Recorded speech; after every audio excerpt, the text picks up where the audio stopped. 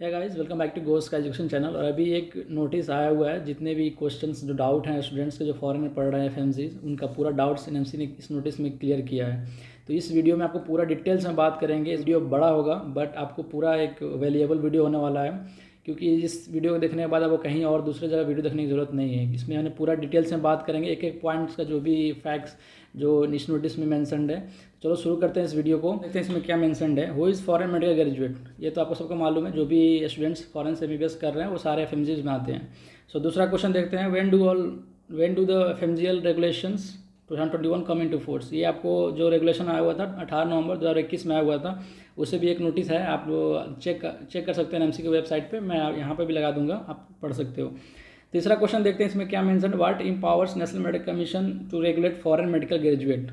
तो इसमें भी एक एनएमसी ने ऑलरेडी एक नोटिस निकाल रखी है 2019 में। आप सेक्शन 4 और सेक्शन 5 में आपको मेंशनड है, आप वहाँ से भी पढ़ सकते हो, मैं आपको यहाँ भी लगा दूंगा। चौथा क्वेश्चन देखते हैं, who is exempt from provisions of FMGL regulation 2021। ये आपको जो भी स्टूडेंट्स जो 18 नवंबर 2021 से पहले अगर वो डिग्री ले रखे हैं किसी फॉरेन मेडिकल यूनिवर्सिटी से, तो उनके ऊपर अप्लाई नहीं होगा। और ये भी अप्लाई नहीं होगा जो भी स्टूडेंट्स 18 नवंबर 2021 से पहले भी एडमिशन ले रखा है, उन पर भी ये रेगुलेशंस अप्लाई नहीं होता है। सो ये आपको अप्लाई होगा जो भी स्टूडेंट्स 18 नवंबर 2021 के बाद जो भी एडमिशन लिए हुए हैं, उन पर ये एफएमजी का रेगुलेशंस अप्लाई होता है। तो इसमें यह भी मेंशन है कि 18 नवंबर 2021 से पहले जो एडमिशन लिए हैं स्टूडेंट, उस पर क्या अप्लाई होता है। तो जो उससे पहले का जो रूल्स था उसको उनके ऊपर अप्लाई होगा। ठीक है, इसमें डायरेक्ट लिखा हुआ है 18 नवंबर 2021 से पहले जो एडमिशन लिए हैं स्टूडेंट्स, उनके जो प्रीवियस जो रूल्स थे उस पर उनको अप्लाई होगा। ये वाला एफएमजी रेगुलेशन 2021 पे उनके ऊपर अप्लाई नहीं होगा।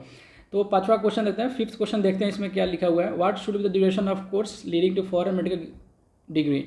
तो आपको जो मिनिमम आपका जो ड्यूरेशन है फॉरेन में जो आप पढ़ाई करोगे, तो आपका मिनिमम ड्यूरेशन यहाँ पे है 54 मंथ्स। आपको ये 54 मंथ्स मिनिमम होना चाहिए आपका ड्यूरेशन ऑफ कोर्स, तब जाकर आपको तब जाकर आपको एनएमसी आपका डिग्री को रिकॉग्नाइज करेगी। 6 क्वेश्चन देखते हैं, what should be the medium of instruction during the course. आपका जो पढ़ाई कर रहे हो फॉरेन में आप पढ़ाई कर रहे हो, आपको पूरा कोर्स इंग्लिश में होना चाहिए। ये बहुत सारे जो रशिया में स्टूडेंट्स पढ़ रहे हैं वो मुझे मैसेज कॉल भी करते हैं कि आपने तो बोल रहा है कि जो यूक्रेन में जो यूनिवर्सिटी है उनका भी 6 ईयर्स का कोर्स है, और आप बोलते हो कि जो रशिया में जो 6 ईयर का कोर्स है वो आपको वैलिड नहीं है। तो ये ऐसा मेरा कहने का मतलब ये है कि बहुत सारा रशिया में जो यूनिवर्सिटीज़ हैं वहाँ पे आपको बाईलिंगुअल पढ़ाई होती है, इंग्लिश के साथ आपको रशियन भी पढ़ाते हैं। तो यहाँ पे जो एनएमसी का जो रूल है आपको फॉलो करना है। उसी यूनिवर्सिटी में आपको एडमिशन लेना है जहाँ पे आपको पूरा कोर्स इंग्लिश में पढ़ाई होता है। ये आपको डाउट्स क्लियर करना होगा पर एडमिशन लेने से पहले।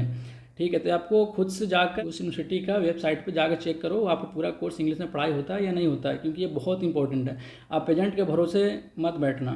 ठीक है, आप एडमिशन ले रहे हो, अच्छे से आप उसके चेक करो वो इंग्लिश में आपको पढ़ाई होता है वहाँ पर या नहीं होता है।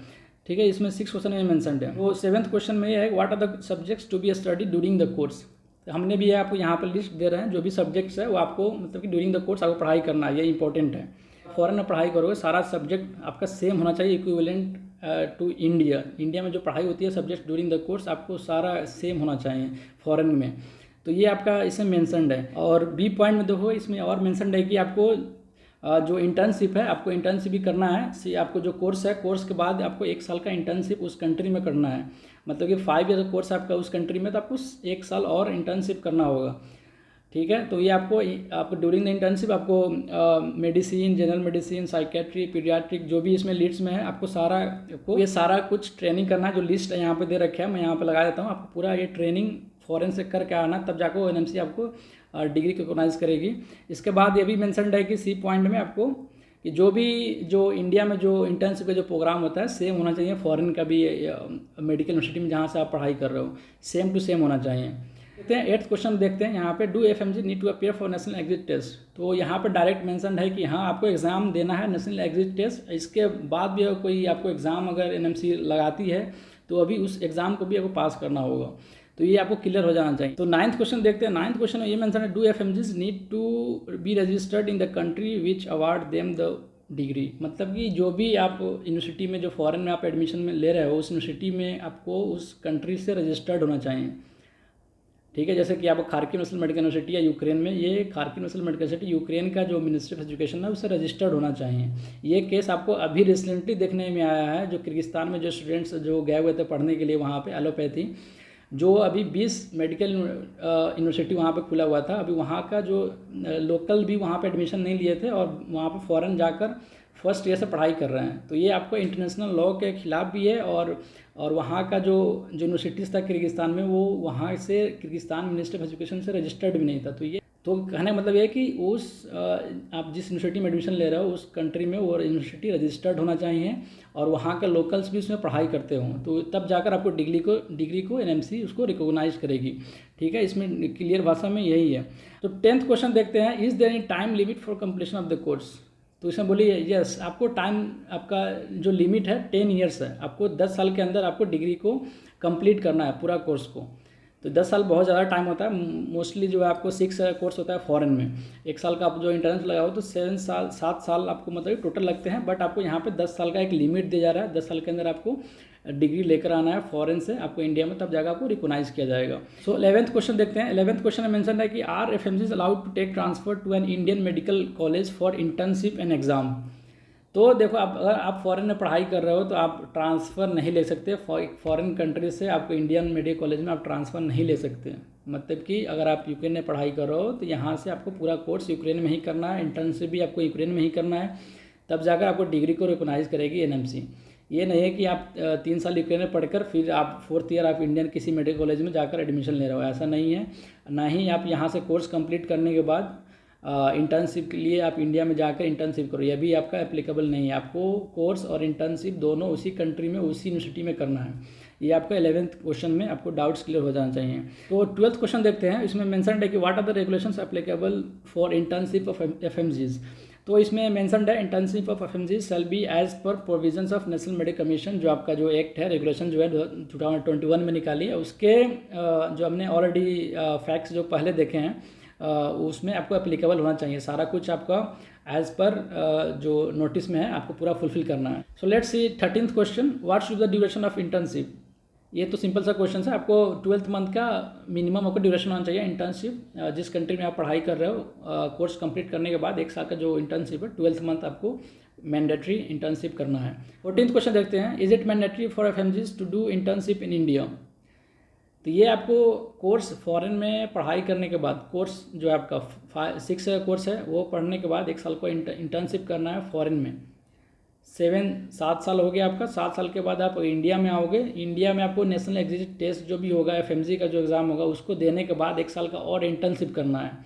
मतलब कि आपको फॉरेन में 6 साल 7 साल आपको करने के बाद इंडिया में आने के बाद भी आपको 1 साल का इंटर्नशिप करना है, तब जाकर आपको लाइसेंस दिया जाएगा प्रैक्टिस करने के लिए इंडिया में। तो ये आपको इसमें पूरा मेंशन्ड है। सो 15th क्वेश्चन देखते हैं। इसमें मेंशन्ड है, where should FMGs apply for internship. FMG जो इंडिया से जो फॉरेन से पढ़ाई करके इंडिया में आ रहे हैं वो कहाँ पे अप्लाई करेंगे इंटर्नशिप के लिए। तो इसमें मेंशन्ड है, आप state medical commission through NMC आप वहाँ पे इंटर्नशिप कर सकते हो अपने स्टेट में।